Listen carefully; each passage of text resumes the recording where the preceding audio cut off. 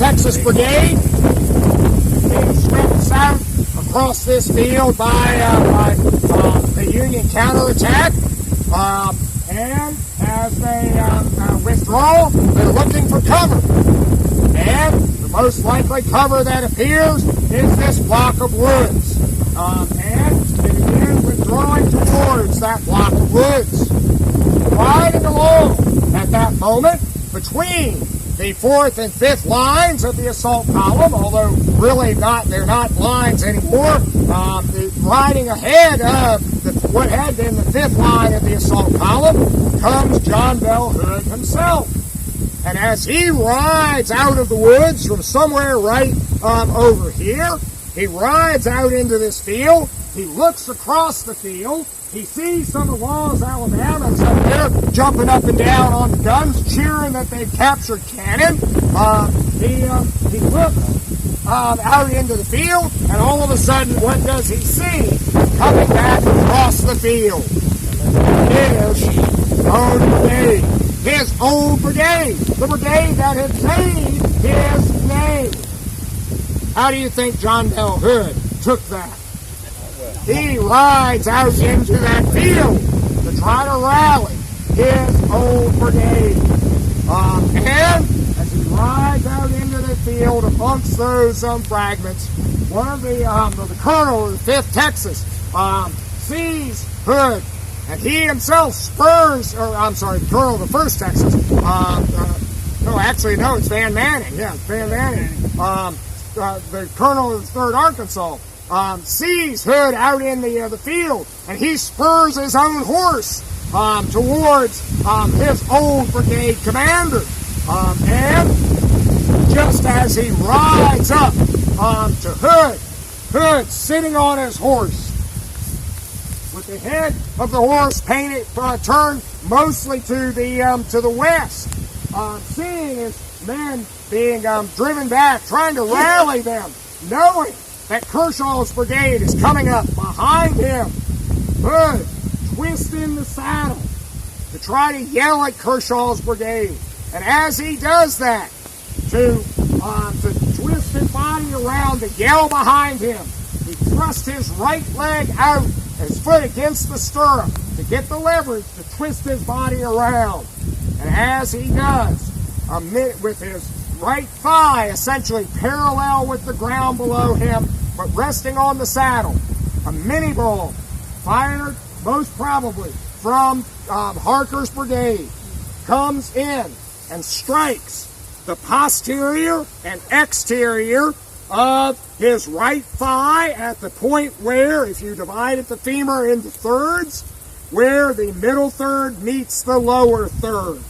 And the bullet ranges into his right thigh and slams into the right femur and passes at an angle through the femur, passing through the middle third of his right femur, shattering that middle third into multiple pieces and driving at least one of those pieces out of the upper and interior portion of Hood's thigh. The mini ball then, as it passes out of the femur at the point where the middle third meets the upper third, it still has enough energy to pass a shock up through the upper third of the femur, shattering it on up to the top of the head of the femur. The mini ball now passes out of Hood's thigh, across his lap, and passes on beyond. John Bell Hood almost immediately starts to collapse to the ground under the effect of this wound. Men of his escort and his de facto staff at the moment instantly realize that Hood has been wounded. They swing off their horses and take Hood to the ground and realize the seriousness of this wound. They'll call for a litter, but Hood's ability to rally his whole brigade is now shattered with his right feet. Hood will be placed on a litter and begin to be hand carried back towards where the division field hospitals are located along Reed's Bridge Road, on the other side of Reed's Bridge. Robertson's brigade will be reorganized in this block of woods right here. They will take post along the edge of the woods. And in the first minutes that they are here, when Harker is still in the north end of the field, they actually begin to build some crude field fortifications, piling up limbs and logs and branches, rock, sticks, stones, and stumps. But as David noted earlier, one of the men who seemingly is absent on this battlefield is Evander Law. It will not be essentially until the end of the day before any forward impetus is given again to Robertson's brigade, Benning's brigade, and Law's brigade. Robertson's Texans will spend most of the afternoon of the 20th here in the edge of the woods. Late that day, right before dark, they will finally be ordered forward. They will push off South Carolina Brigade, which is attacked up at Snodgrass Hill, and Robertson's Texans will end their battle on the slopes, on the Union line on the slopes of Snodgrass Hill. More shattered, yet again, by another combat experience in the war.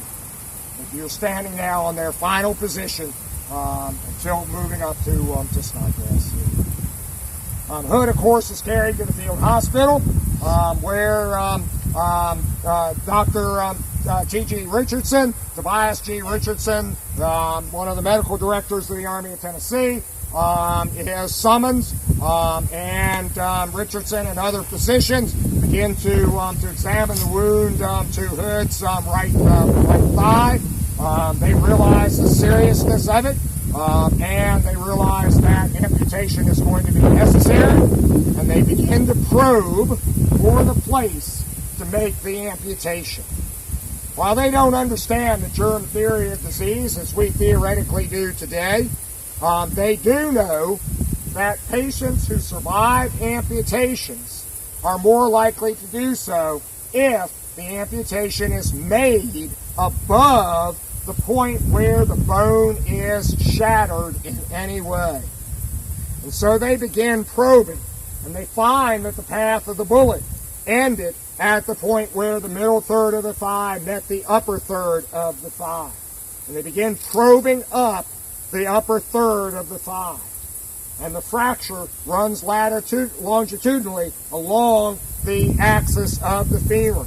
And it continues, and it continues, and they probe higher, and it continues, and they probe higher, and it continues, and they probe higher. And eventually, they get to the point where they say, we're going to have to make the amputation, even though the fracture continues. And they do. One account, although I can't find it again right now, I haven't asked you, Dave, there's one period account about the amputation that it is 2 inches below the hip. I got to find it again because isn't that in it's not in Darby. It's not there. It's another period account. I'm looking for it again. But one period account says the amputation was 2 inches below the hip.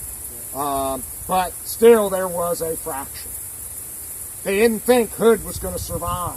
Some of you know the story that Hood's leg was saved, and that it might be buried over in Tunnel Hill, Georgia.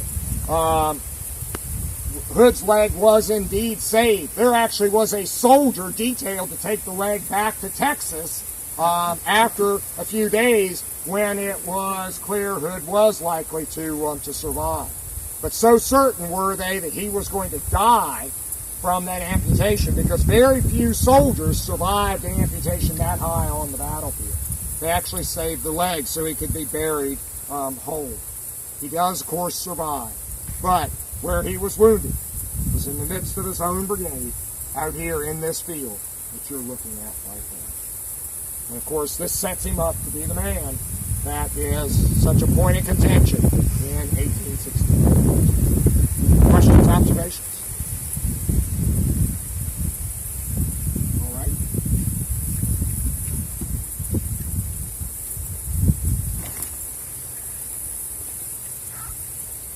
We must withdraw.